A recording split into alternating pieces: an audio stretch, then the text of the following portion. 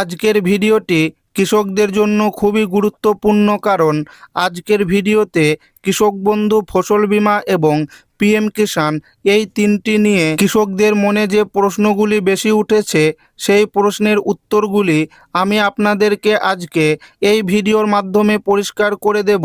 সেই সঙ্গে কৃষক বন্ধু প্রকল্পের খরিফ সিজনের টাকা কেন আসতে দেরি হচ্ছে আর কবে থেকে এই টাকা দেওয়া শুরু হবে, এরই পাশাপাশি এখনও নিশ্চিত নন যে কারা টাকা পাবেন আর কারা টাকা পাবেন না।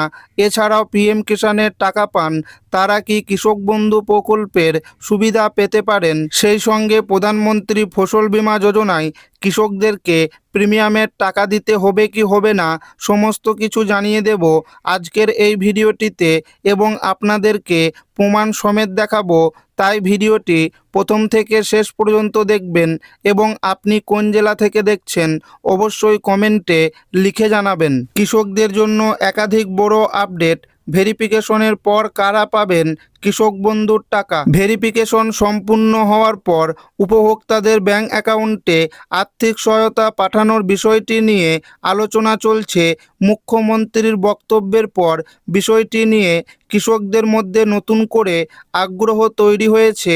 সবথেকে গুরুত্বপূর্ণ বিষয় হলো, যাদের নিম্নতম চাষযোগ্য জমি রয়েছে তারা কৃষক বন্ধুরা আর্থিক সহায়তা পাওয়ার যোগ্য হতে পারেন। কিন্তু এখানেই প্রশ্ন, কত টাকা এবং সর্বোচ্চ কত টাকা? বিভিন্ন তথ্য অনুযায়ী কৃষকদের জমির পরিমাণের ভিত্তিতে দুটি ভাগের কথা সামনে এসেছে।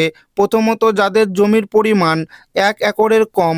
দ্বিতীয়ত, যাদের জমির পরিমাণ 1 একর বা তার বেশি। বর্তমান তথ্য অনুযায়ী 1 একরের কম জমির মালিক কৃষকরা বছরে 4,000 টাকা পর্যন্ত আর্থিক সহায়তা পেতে পারেন, আর 1 একর বা তার বেশি জমির মালিক কৃষকেরা বছরে 6,000 টাকা পর্যন্ত আর্থিক সহায়তা পেতে পারেন।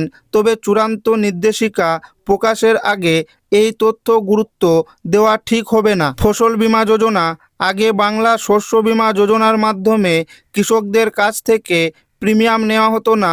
ফসলের ক্ষতি হলে নির্ধারিত নিয়ম অনুযায়ী ক্ষতিপূরণের টাকা ব্যাংক অ্যাকাউন্টে পৌঁছানোর ব্যবস্থা ছিল। রাজ্যে প্রধানমন্ত্রী ফসল বীমা যোজনা চালু হওয়ার পর বিষয়টি সামনে আসে, আর তখন থেকেই কৃষকদের প্রশ্ন, এবার কি আমাদের নিজেদের টাকা দিয়ে প্রিমিয়াম দিতে হবে?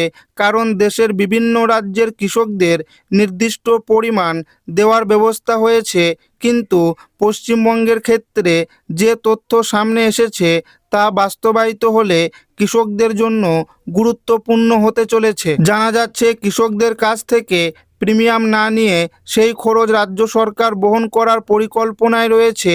অর্থাৎ প্রকল্পটি নির্ধারিত নিয়মে বাস্তবায়িত হলে এবং ফসলের ক্ষতিগ্রস্ত হলে যোগ্যতার ভিত্তিতে ক্ষতিপূরণ পাওয়ার সুযোগ থাকতে পারে। তবে চূড়ান্ত সরকারি নিয়ম ও নির্দেশিকা দেখেই নিশ্চিত সিদ্ধান্ত নেওয়া উচিত। পিএম কিষাণ নাকি কৃষক বন্ধু, দুটোই কি পাওয়া যাবে? বর্তমানে পিএম কিষাণের সুবিধাভোগীরা কেন্দ্রীয় সরকারের আর্থিক সহায়তা পান। অন্যদিকে কৃষক বন্ধু প্রকল্পের মাধ্যমে রাজ্য সরকারের আলাদা আর্থিক সহায়তা পরিকল্পনা রয়েছে। কিছু প্রতিবেদনে এমন কথা বলা হয়েছে যে যারা পিএম কিষাণের সুবিধা পাচ্ছেন না তাদের জন্য কৃষক বন্ধু বিশেষভাবে কার্যকর হতে পারে। কিন্তু এখানেই সাবধান, একজন কৃষক একই সঙ্গে দুই প্রকল্পের সুবিধা পাবেন কিনা এ বিষয়ে চূড়ান্ত সরকারি নির্দেশিকা এখনও স্পষ্ট নয়। মুখ্যমন্ত্রী শুভেন্দু অধিকারী জানিয়েছেন, কৃষক বন্ধু ভেরিফিকেশন সম্পূর্ণ হলে কৃষকদেরকে টাকা দেওয়া শুরু হবে। সূত্রের খবর, কৃষক বন্ধু প্রকল্পের টাকা আগস্ট মাসের শেষ সপ্তাহ বা অক্টোবর মাসের প্রথম দিকে টাকা দেওয়া শুরু হতে পারে।